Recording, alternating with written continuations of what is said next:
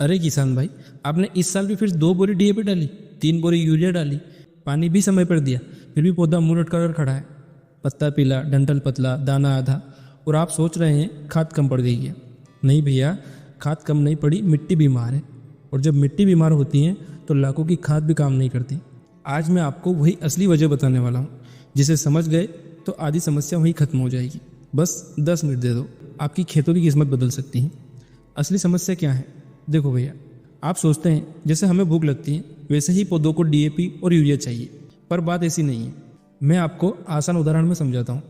अगर बच्चे का पेट खराब हो जाए, उसे बदहजमी हो जाए और आप उसके सामने पूरी थाली भरकर पूरी कचौरी रख दे, तो क्या वो खा पाएगा? नहीं, और वो उल्टा उल्टी कर देगा। ठीक यही हाल आपकी मिट्टी का है।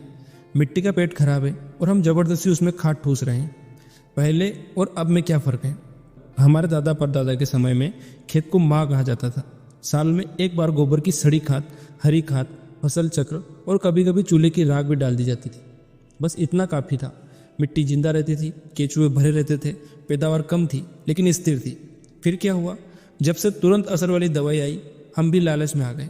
सोचा 2 बोरे डालो, 2 गुना पैदावार लो। और पिछले 25-30 साल से हम मिट्टी को सिर्फ 3 चीज़ें खिला रहे हैं: नाइट्रोजन, फास्फोरस, पोटाश।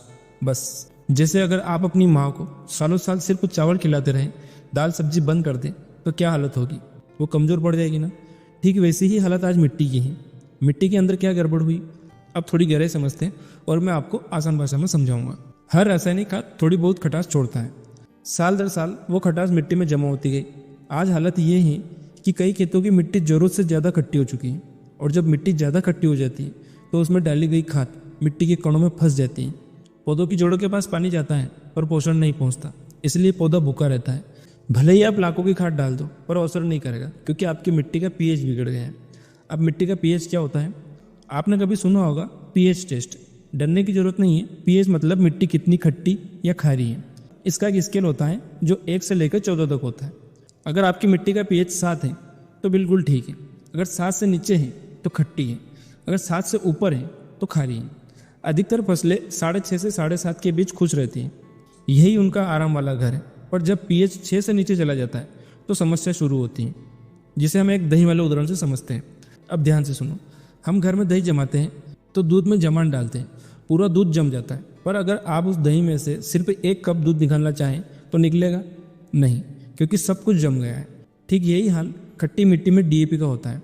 फास्फोरस जम जाता है, जिंक जम जाता है, कैल्शियम बंध जाता है। खाद मिट्टी में रहती है पर पौधा उसे निकाल नहीं पाता और इसलिए पौधा पीला पड़ता है।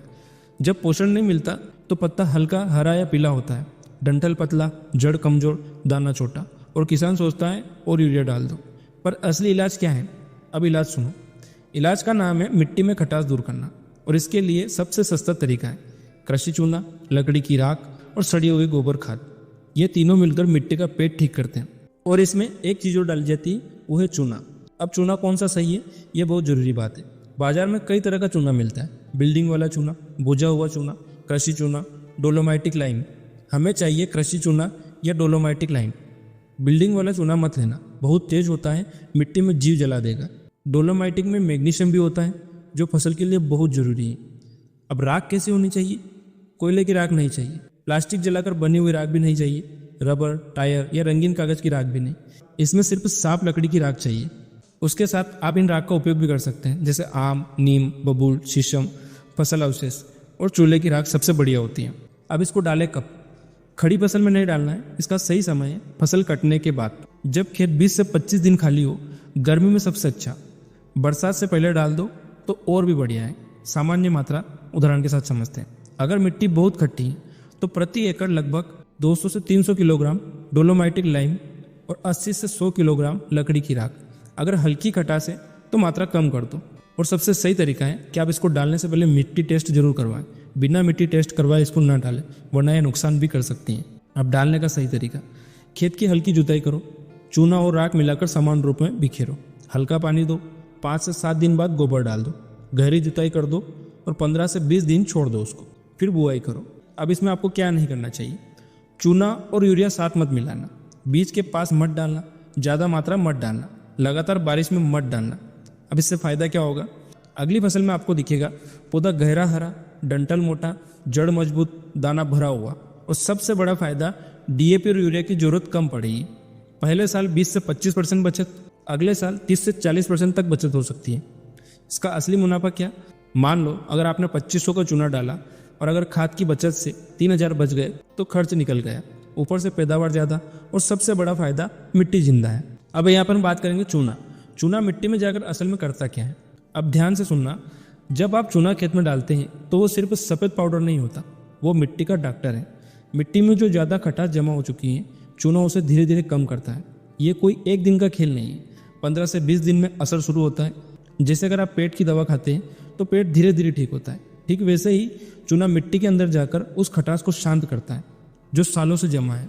और जैसे ही पीएच संतुलित होता है, जो खाद पहले से फंसी हुई या लाख हुई थी वो खुलने लगती है। अब लाख हुई खाद कैसे खुलती है? अब एक और आसान उदाहरण समझो। मान लो आपके घर का दरवाजा जाम हो गया और आप बाहर से खाना लेकर आए पर दरवाजा खुल नहीं रहा, तो आप क्या करेंगे? पहले दरवाजा ठीक करेंगे, फिर खाना अंदर ले जाएंगे। मिट्टी का पीएच भी वो दरवाजा है, जब वो बिगड़ जाता है तो डीएपी का फास्फोरस, जिंक, आयरन सब बंद हो जाते हैं। चूना दरवाजे को ठीक करता है और फिर वही पुरानी खाद पौधों को मिलने लगती है। इसलिए कई किसान कहते हैं, अरे इस बार तो बिना ज़्यादा खाद के ही फसल बहुत बढ़िया हुई। क्यों? क्योंकि पुरानी फंसी हुई खाद काम करने लगी है। अब आपको धीरे धीरे इसमें दिखेगा कि मिट्टी की बनावट सुधर रही है। तो मिट्टी की बनावट कैसे सुधरती है? बहुत से खेतों की मिट्टी भारी हो चुकी है, चिपचिपी, पानी ऊपर ही रुक जाता है, जड़ नीचे नहीं जा पाती। चूना मिट्टी के छोटे छोटे कणों को ढीला करता है, हवा अंदर जाने लगती है, जड़ गहराई तक जाती है। और याद रखो, जड़ जितनी गहरी पौधा उतना मजबूत होता है। अब राख की असली ताकत समझो। कई किसान राख को कचरा समझते हैं, पर असल में वो राख खजाना है। लकड़ी की राख में क्या होता है?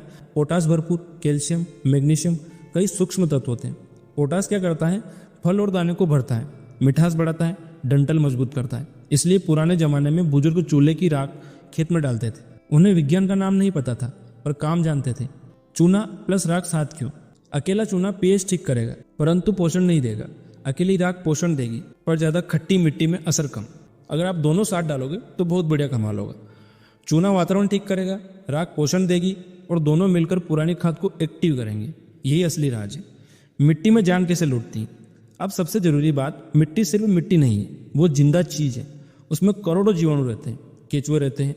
जब मिट्टी ज़्यादा खट्टी हो जाती है तो ये जीव मरने लगते हैं। चूना खटास कम करता है, राख पोषण देती है।